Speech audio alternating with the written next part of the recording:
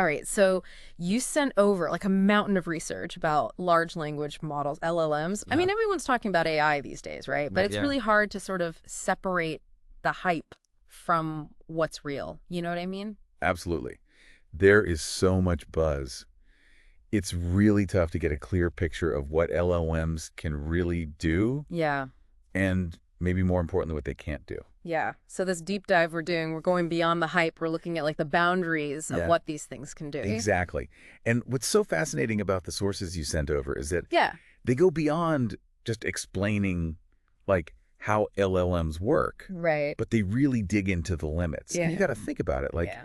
we're relying on these things increasingly more and more, Yeah. often without even realizing it. Yeah, like I'm sure like half my emails are basically written by AI at this point. Uh-huh. So, okay, so if this is like a user manual Yeah. for thinking critically about LLMs, where do we even begin? Well, let's start with something mind-blowing. Okay.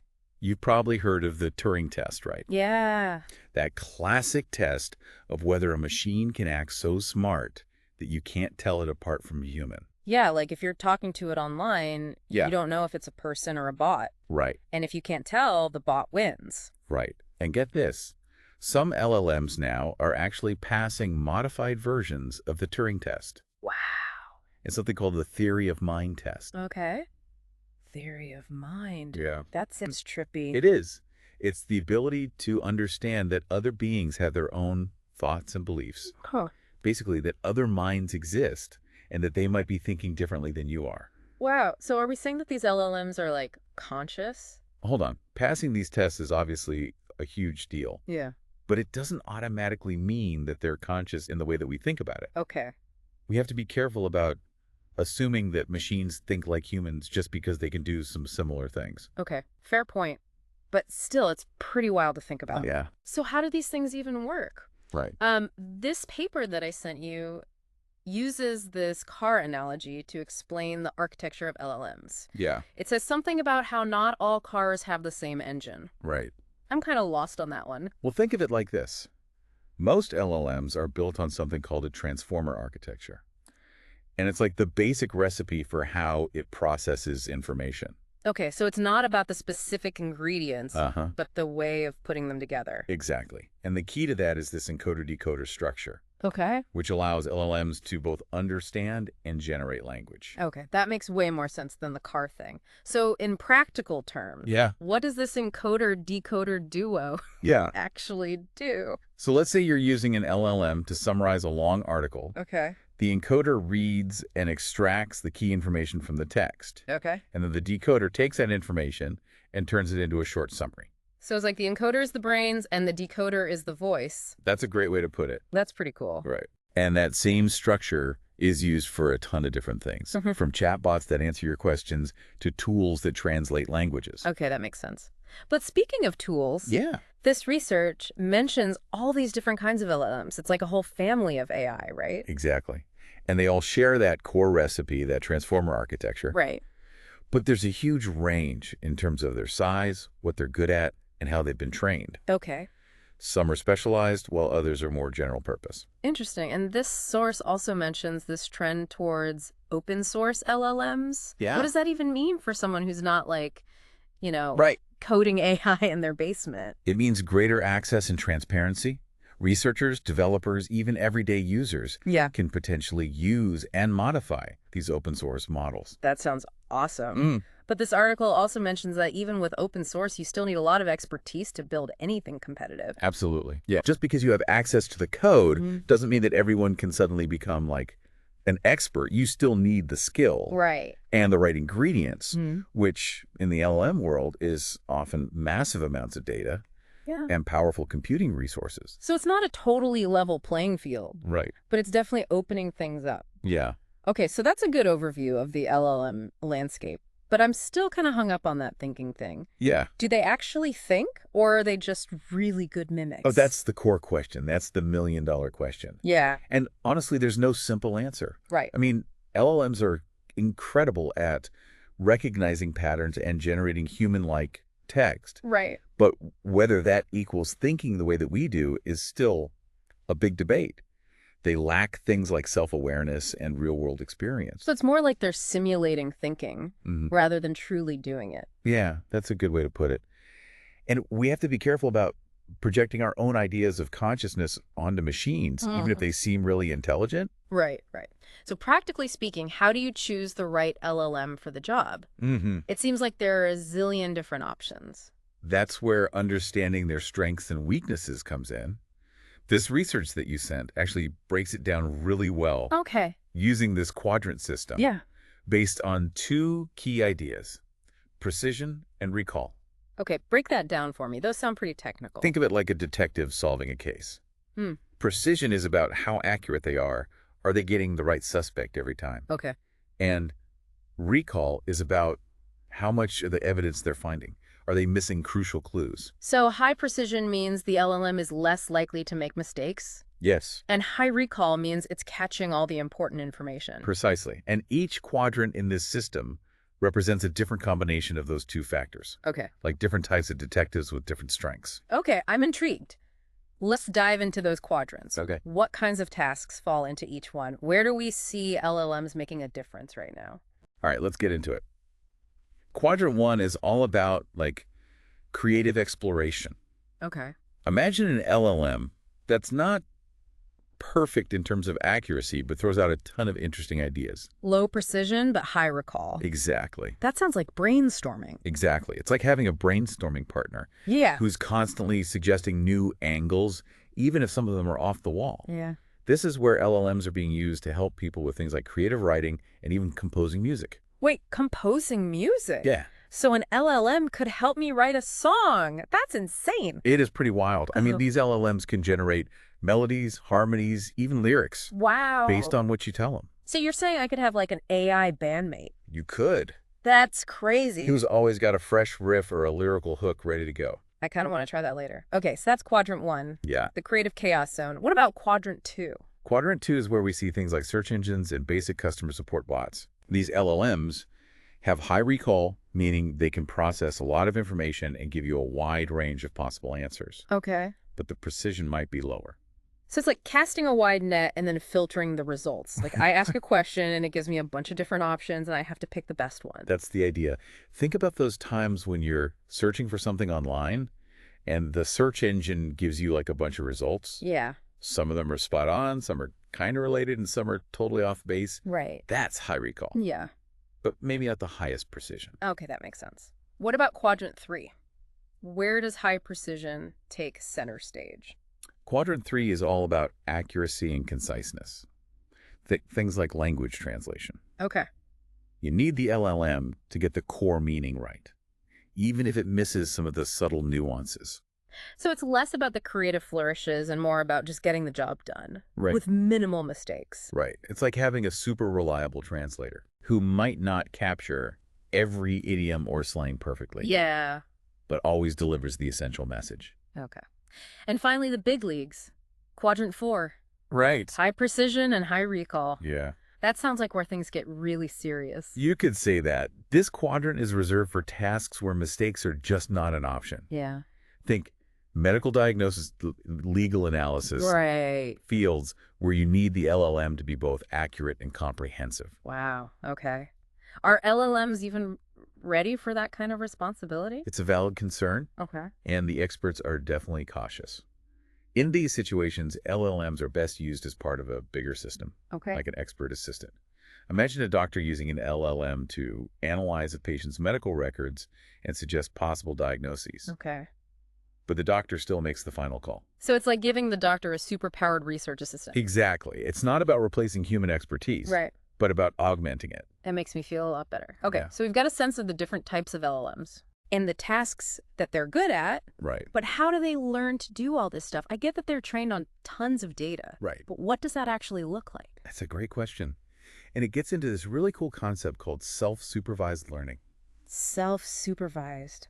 That sounds like a paradox. How can Yeah. you teach yourself if you don't know anything to begin with? Think of it like a kid learning to read.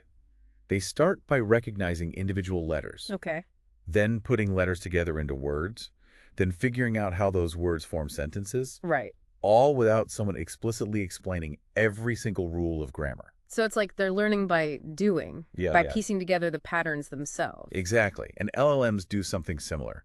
One common technique is called masked language modeling. Okay. Imagine you have a sentence with a word blanked out, like the quick brown jumps over the lazy dog. Easy. That's Fox. Right. But LLMs do this on a massive scale, Wow. filling in billions of blanks, learning the relationships between words and how language actually works. So it's like they're solving this giant word puzzle. Yeah. And getting smarter with every word they fill in. That's a great analogy. Hmm. But even with all that data, LLMs still need some help to become experts in specific tasks. Okay. This is where fine-tuning comes in. Fine-tuning. Is that like giving the LLM extra lessons in a specific subject? You got it. It's like taking a general-purpose LLM and training it on a specialized data set. Okay. Medical texts for a healthcare LLM, legal documents for a legal LLM, Right. and so on. Got it. This fine-tuning helps the LLM become a specialist in that area. Makes sense. But this research mentions something called catastrophic forgetting, Yeah. which sounds pretty scary. Is that a major problem for LLM? It can be.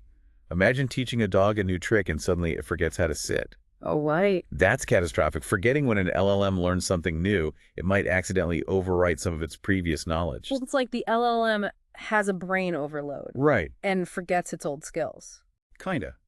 But researchers are working on ways to prevent this.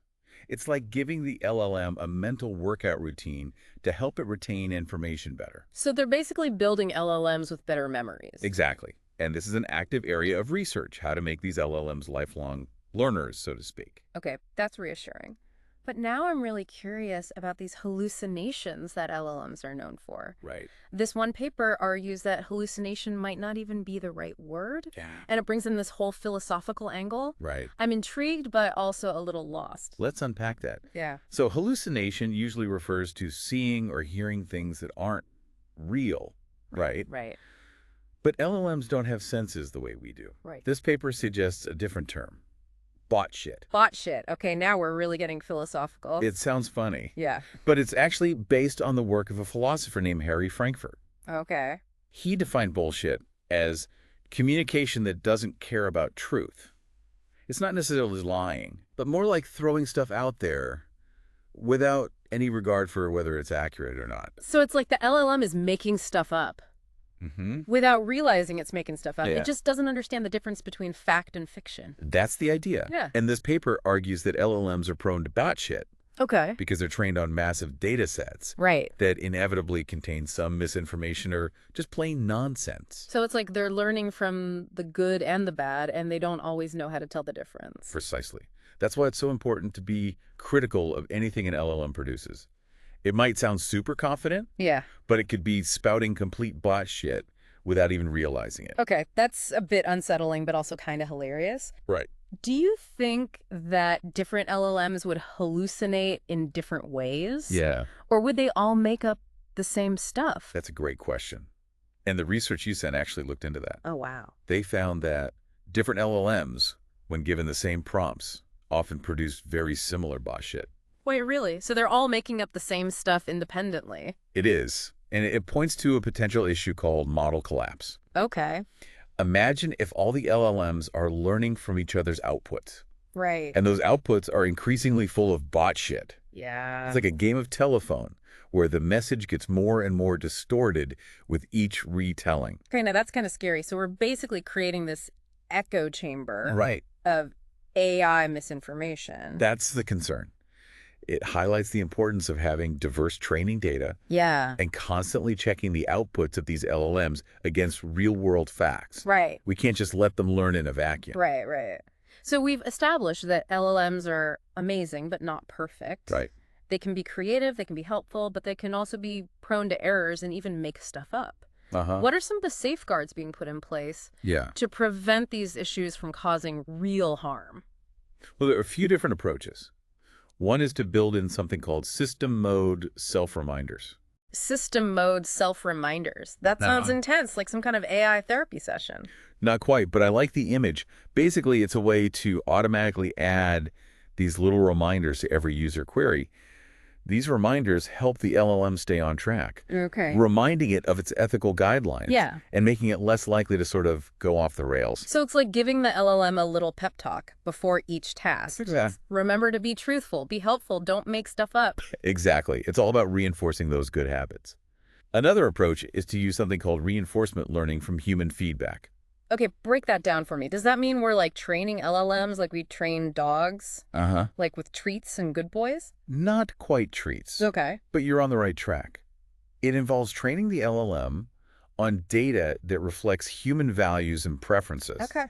Basically, we're showing the LLM what good behavior looks like and rewarding it for following those patterns. So it's like teaching the LLM to be a good digital citizen. Yeah, Like learning the rules of the road for the AI world. that's a great way to put it. And by combining these techniques as self-reminders, the human feedback, we can make these LLMs more robust Yeah. and less susceptible to those bot shit moments. Okay, that makes me feel a lot better about the future of AI.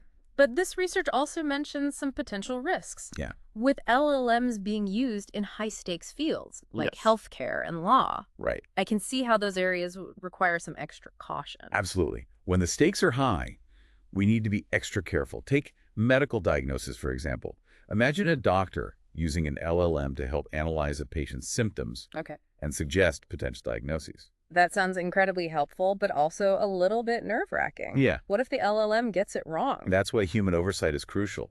In these situations, the LLM is acting more like a consultant, Okay. providing information and insights, but leaving the final decision to the human expert. So it's like giving doctors a superpowered research assistant, but not handing over the stethoscope just yet. Exactly. It's about augmenting human expertise, not replacing it. Okay.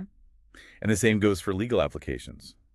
Imagine an LLM that can analyze legal documents Right. and help lawyers build their cases. That would save a lot of time and effort. Yeah, But I can also see how things could go wrong, especially given the potential for bias in the legal system. that's a valid concern. It's crucial to be aware of the potential for bias and to Yeah. constantly evaluate these LLMs to make sure they're not perpetuating existing inequalities. Right. We need to make sure they're used fairly and ethically. Okay, so it's all about responsible development and deployment, Yeah. making sure these LLMs are used for good and not for harm. Right. This research also mentions something called LLM orchestration, Yeah. which sounds pretty fancy. What's that all about? It's basically a way to combine the power of LLMs with other technologies. Okay. Imagine an LLM that's not just processing text, but also understanding images or even sounds. So it's like taking the strengths of all these different technologies Mm. and creating like a super-powered AI system. That's the idea. One example is something called retrieval augmented generation, or ARG for short. Okay? It's like giving an LLM access to a massive database of knowledge. So it's like the LLM has a cheat sheet for Right. like any topic imaginable. Yeah. That's incredible. It is pretty cool. This opens up a whole new level of possibilities.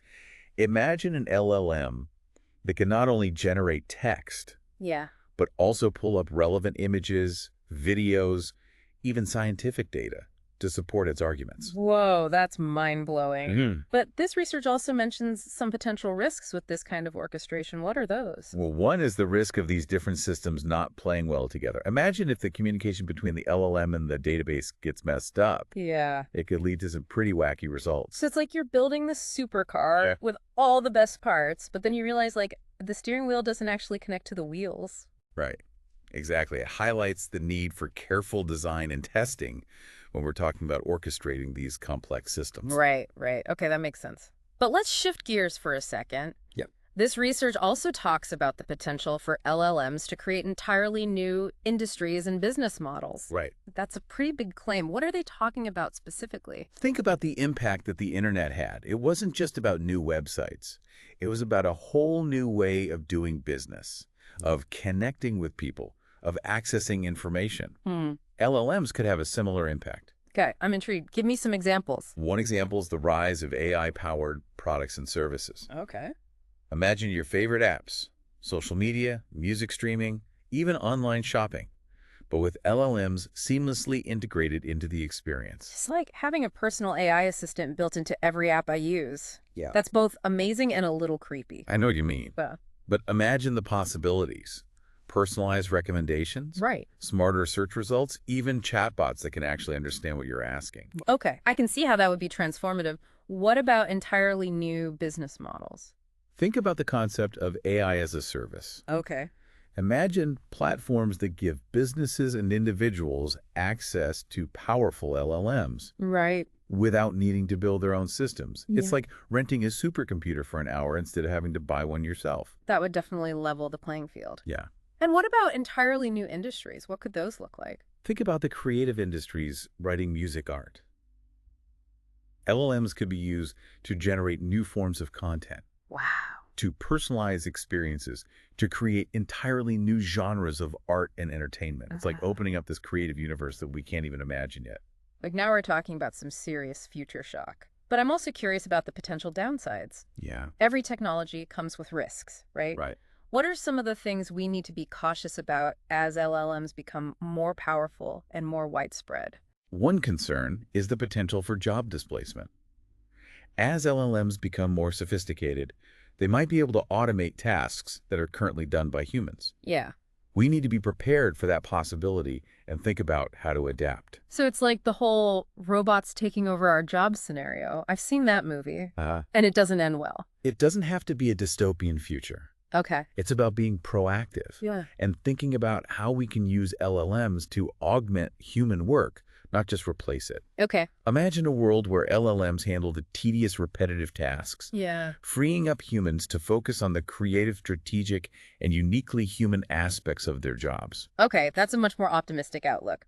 But this research also mentions the potential for LLMs to exacerbate existing inequalities. Right. How could that happen? If these powerful technologies are only accessible to the wealthy or to powerful corporations, Right. it could widen the gap between the haves and have-nots. Mhm. We need to make sure that these tools are accessible to everyone, that they're used to empower individuals and communities, not just to concentrate power in the hands of a few. So it's about democratizing access to these tools and making sure they're used ethically and responsibly. Exactly. And that's why it's so important to have open conversations about these issues. The future of LLMs isn't predetermined. It's something that we're all shaping together. Okay, that's a powerful thought. So if we want to sort of guide the development of LLMs in a positive direction, where do we even start? Well, education is key. Okay, We need to make sure people understand how these technologies work, right, their potential benefits and risks, right. and how to use them responsibly. It's about empowering everyone to be informed participants in this AI revolution.